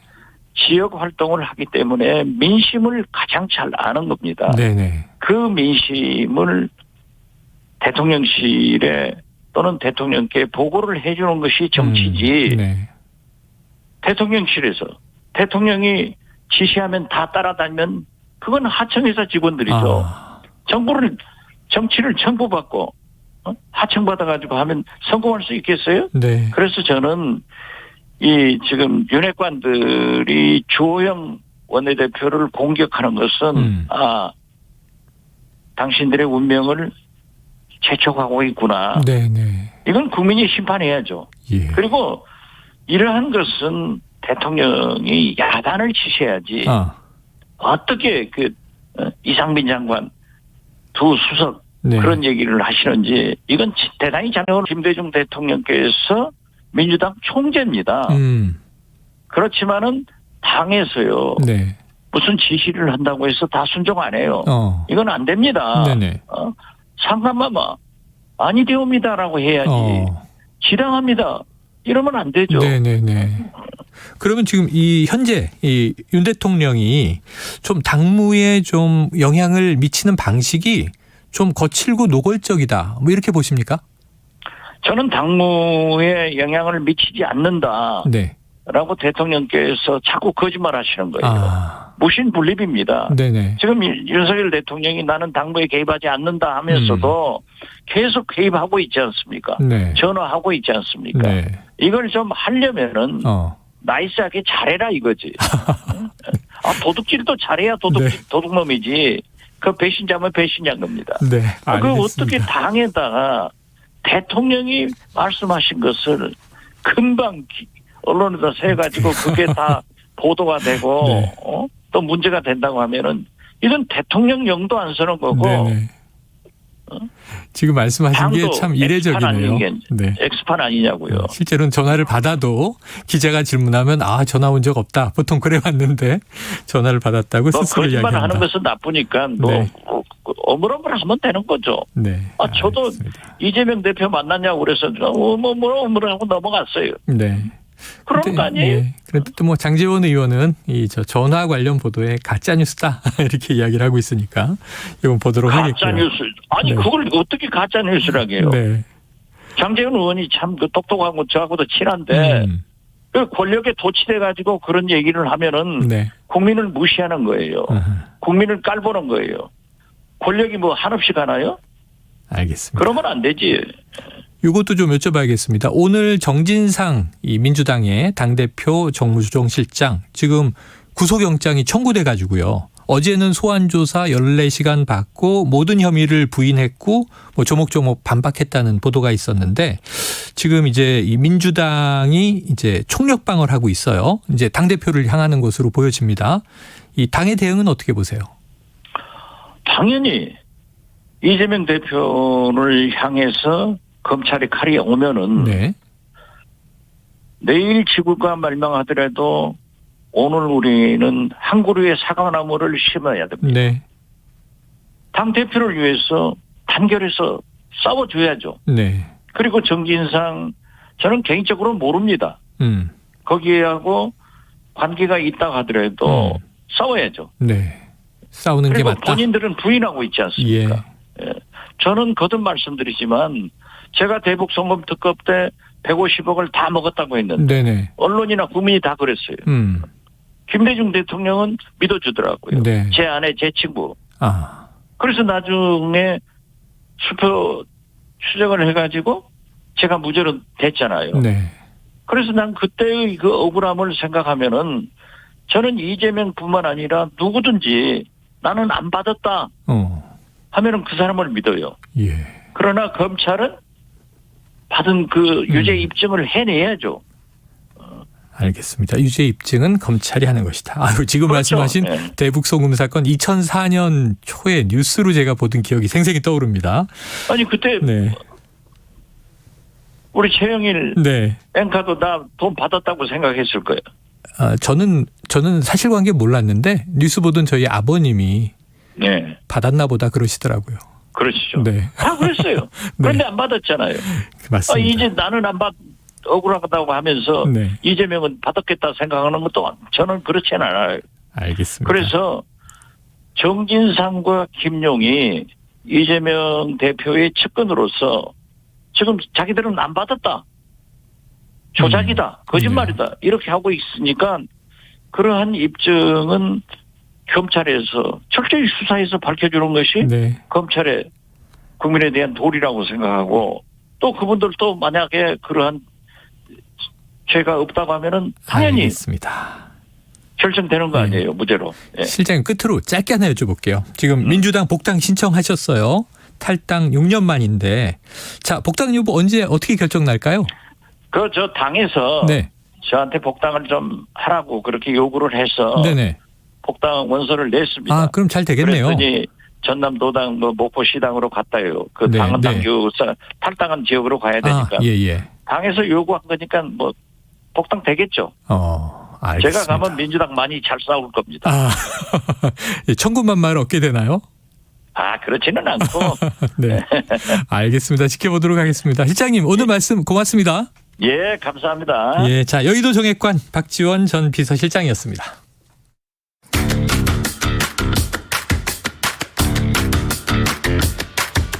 지금 여러분께서는 KBS 1라디오 최영일의 시사본부와 함께하고 계십니다.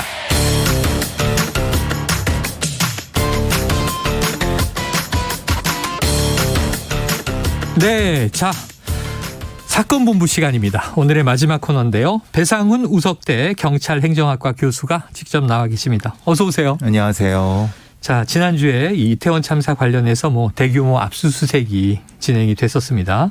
배 교수님 이제 당시 압수수색이 늦었다, 또 부족한 부분도 많이 지적을 해 주셨고요. 특수본의 수사 범위를 확대해야 한다. 그런데 확대한다고 해서 윗선으로 가는 것은 아니다. 이렇게 지적을 하셨어요. 지금 일주일 지났는데 윗선으로 못 가고 있는 거죠? 그렇죠.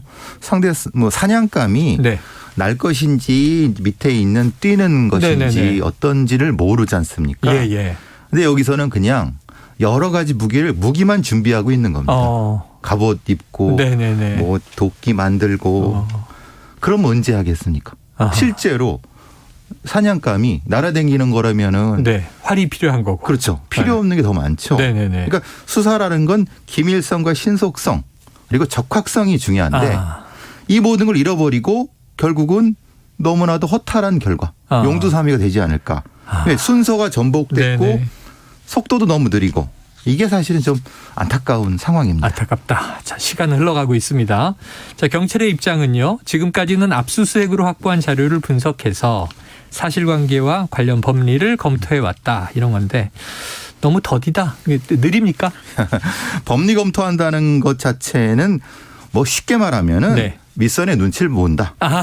이렇게 보는 게 아니 말로는 법리 검토한다는데 네. 눈치 본다. 왜냐? 법리 검토라는 사람 따로 있고 그 사람들이 수사하는 게 아닙니다. 예. 수사 구조라는 건 네. 법리 검토하는 사람이 있고 실제로 압색 들어가는 사람이 이렇게 서로 이게 돼 있는 거죠. 그러니까 사실은 순차적인 게 아니다. 그렇죠. 동시 병행하는 거다. 하나의 거대한 공룡이 네네. 이거 하면서 그 다음에 하는 게 아닙니다. 네네. 동시 진행을 하고 어떤 건 빠르게 하고 어떤 건 이렇게 돼 있기 때문에 네네. 수사라는 것이 아주 유기적으로 움직인다고 우리 하죠.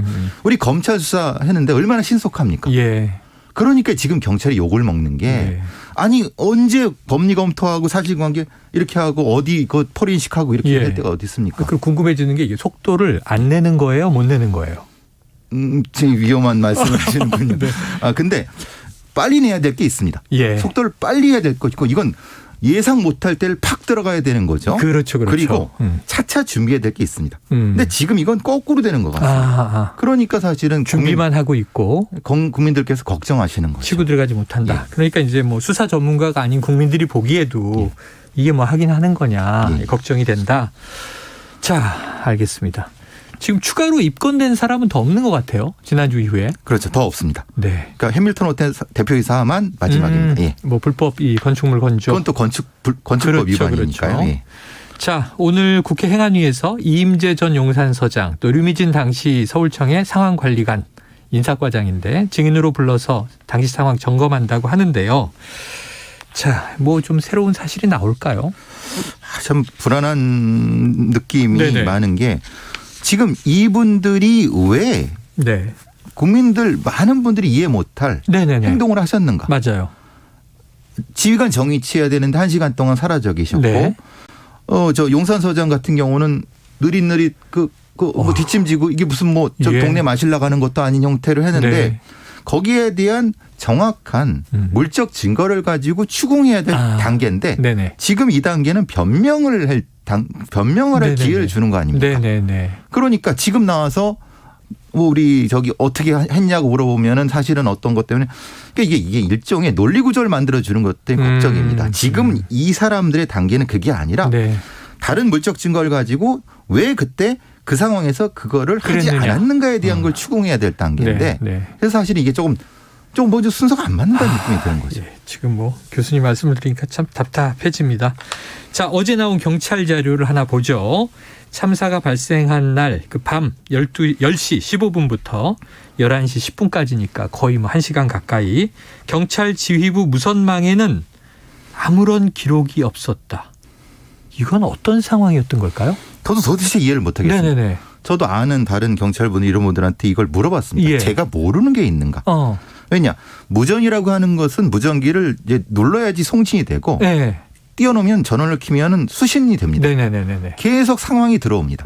들린다는 거죠. 그렇죠? 내가 말을 안 해도. 10시 15분 상황이 무슨 상황이냐면 첫 번째 사상자가 나왔던 상황입니다. 그때 막 구급차 오고 막 뭐 종로소에서 제일 먼저 구급차가 갔다. 그렇죠. 우리가 알고 있는 거고. 그런데 문제는 정작 그걸 지휘해야 될 용산서장이나 경비과장, 정보과장인 그 과장들은 아무런 지휘를 안 하고 있었다는 거예요. 조용했다. 그러니까 지휘 무선통신망이 지금 폭발을 해야 될 단계인데 1시간 동안 조용히 있었다. 그러면 두 가지 가능성이 있겠죠.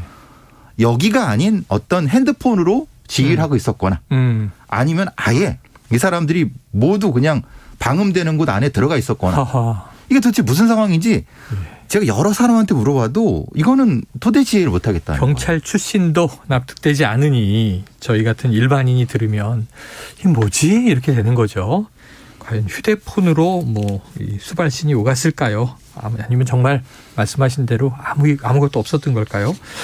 자, 어제 특수본 출범 2주 만에 피의자 소환 조사가 처음 이루어졌더라고요. 위험 분석 보고서 삭제 의혹 관련해서 전 용산경찰서 정보과장에 대한 조사였는데 그 하급 부하 직원 정보 계장은 안타까운 상황이 됐고 이건 본격화됩니까? 근데 아랫사람부터 아래 직급에 있는 사람부터 불러서 그다음에 이 사람을 조사받고 내보내면 그 바로 이 사람이 뭐라고 생각할까요? 너 무슨 얘기했어? 네네네네. 그러면 그 다음에 들어가서 그 조사하면은 변명거리밖에 안 주지 않을까요? 보통의 경우는 이렇게 하지 않고 동시에 소환을 하거나. 그 격리하고. 그렇죠. 격리하거나 아니면 순차적으로 한다 하더라도 다른 어떤 제한 조치 예를 들면은 그 상황에서 보직 해임을 빨리 한 다음에. 근데 지금은 보직 해임이 아니라 대기 발령으로 했어요. 엊그제. 이게 순서가 안 맞는다는 게 제가 그 말씀입니다. 이미 지휘 체계에 있는 사람이 일주일 이상 있는 상태에서 정보 과정을 소환을 지금 해서 하면은 이게 수사가 제대로 되는 건지에 대한 안타까움이 생기는 거죠. 지금 말씀을 들으니까 이게 뒤죽박죽이구나. 저는 이게 윗선으로 좀 가고 있는 건가 하는 생각을 했는데 전혀 앞뒤가 맞지 않는다 이런 얘기를 해주셨어요. 자, 새로 용산경찰서장으로 부임을 한 임현규 총경. 경찰 내부망에 남긴 글이 또 논란이더라고요. 자, 내부의 문제는 내부에서 논의되고 해결되도록 하자. 이거 맞는 말입니까? 내부의 문제라는 게 도대체 뭡니까? 이분이 말하는 게. 내부의 문제라는 것은 우리 여기서 내부의 문제는 없습니다. 말하자면 내부의 문제라는 게 그거죠. 문서 말하는 거지 않습니까? 근데 그게 어떻게 내부의 문서입니까? 왜냐하면 그거는 어떤 그 대비책을 하는 것에 대한 계획이 늦었다 이런 거지 않습니까? 그게 어떻게 내부의 문제입니까? 이 내부의 문제를 내부에 논의하는 건 그럼 입 닫아라? 심하게 말하면 이건 부적절한 얘기죠. 그러니까 이거를 어떻게 내부망에 이런 식으로 올립니까? 그러니까 내부의 문제라는 표현 자체가 당시 문제가 있었다는 걸 인정하는 것처럼 느껴져요. 그렇죠. 인정하기도 하고 그걸 그렇게 해결하는 것이 하면 안 된다고 지금 얘기하고 있는데. 경찰 조직 내에 문제가 있는데 이건 우리끼리 얘기해서 좋게 풀어야지 밖으로 새나가면 안 돼. 뭐 이런 느낌이잖아요. 느낌이. 그렇죠. 근데 그걸 해결하자고 하는 건데. 네.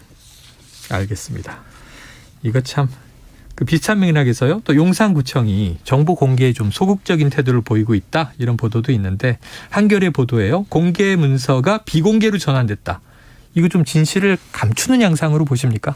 어쨌든 이거를 이제 공개하려고 하면 어쨌든 영장이 들어가야 되는 거 아닙니까? 그렇죠. 그럼 당연히 시간이 지체가 되겠죠. 네. 아니 근데 공무원이 작성한 공적 문서가 비공개되는 게 맞나요? 이거는 아니죠. 그럼 그러니까 은폐한다고 하는 의심을 받는 거죠.